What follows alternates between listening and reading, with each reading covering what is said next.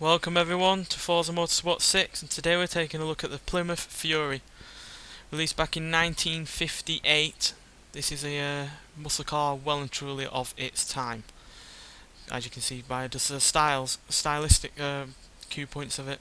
Big chrome bumpers, big fins at the back, just like the Cadillacs of the time as well. And yeah, it looks a lot like the Chevy Bel Air in some respects, with its white roof and coupe style, but this is a whole lot better than that Bel Air, and there's plenty of reasons why. Firstly, the engine, which we'll have a look at now. It's a 5.7 litre V8, producing a really rather healthy 305 horsepower and a quite substantial 370 foot-pounds of torque. And as you can see there, Mopar back in the day, which was a bigger name as the decades rolled on with muscle cars, also naturally aspirated, of course. And yeah, this is a car that I am hugely glad is in the game, because not only do I think it's great to look at and great to drive even, which we'll get onto when we get on the track, it's also a car that was in one of my favourite films, the Stephen King film Christine from 1983, adapted from his novel.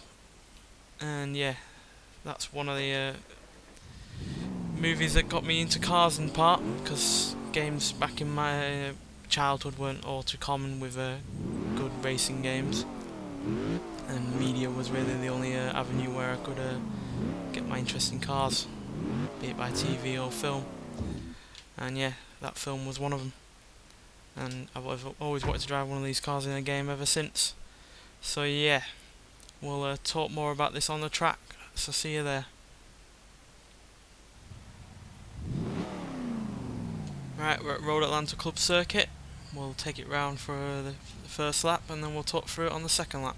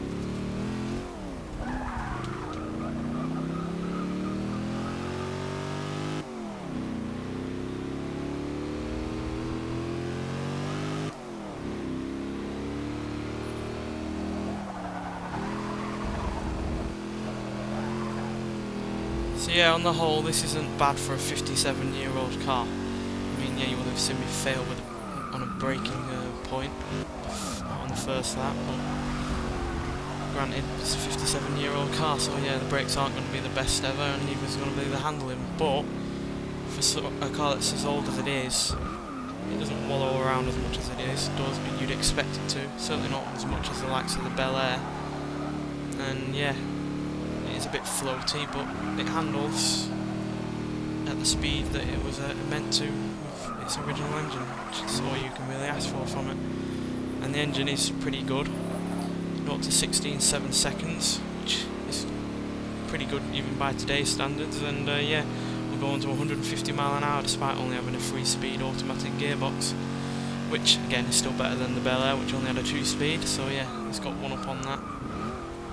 And yeah, I just love this car really, even just from a name point, Fury. Doesn't exactly sound like a car that's going to be slow or meant to be slow, and this certainly isn't slow. And yeah, being in one of my all-time favourite films, yeah, that kind of helps in terms of enjoying driving it. Anyway, thanks for watching, and I'll see you in the next one.